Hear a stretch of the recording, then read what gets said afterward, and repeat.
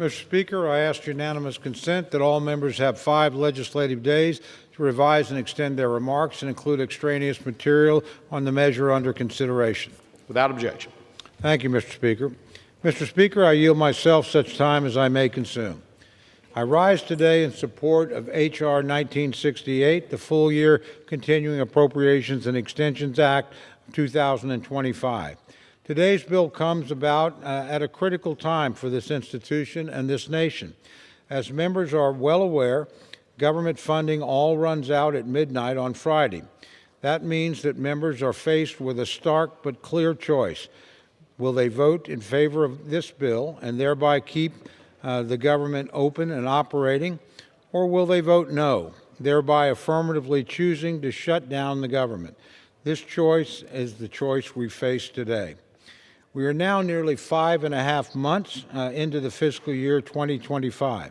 Congress has previously passed 2 short-term continuing resolutions, both of which extended government funding and kept the status quo in place, ensuring the government can remain open.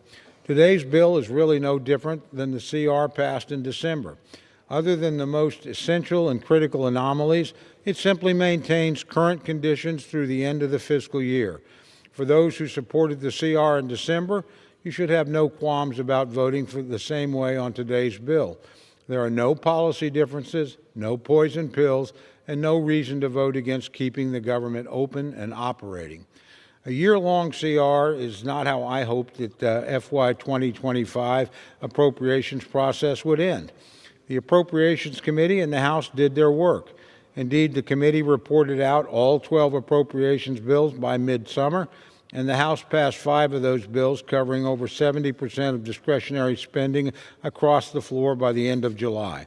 Sadly, despite our best efforts, we were unable to come to a final agreement on the full-year appropriations bills. Although we were very close on a final dollar figure, my colleagues in the minority made additional demands that would restrict the legitimate authority of the executive in the appropriations process.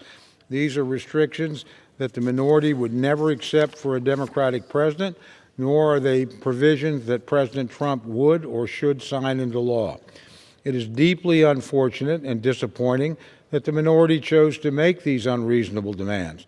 Republicans never left the negotiating table and indeed worked diligently with Democrats to reach a bicameral bipartisan deal.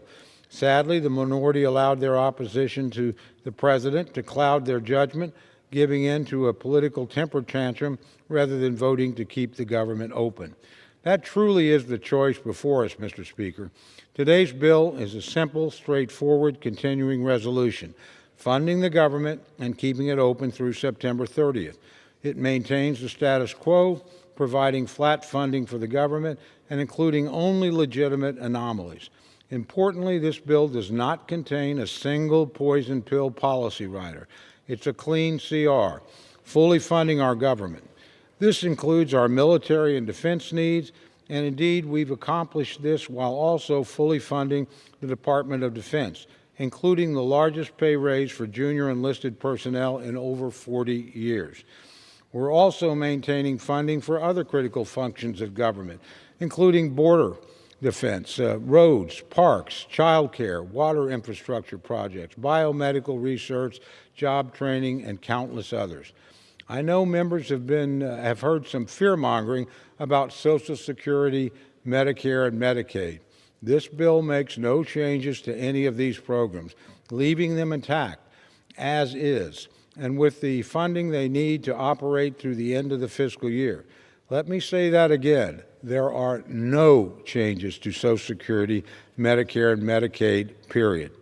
Mr. Speaker, the outcome of the fiscal year 2025 appropriations process is not what I wanted, but at the end of the day, it is significantly better than the alternative, a government shutdown.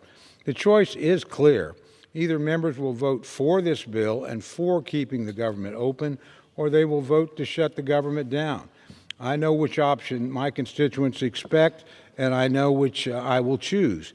I urge all my colleagues to do the same, vote for this bill, vote to keep the government open and operating.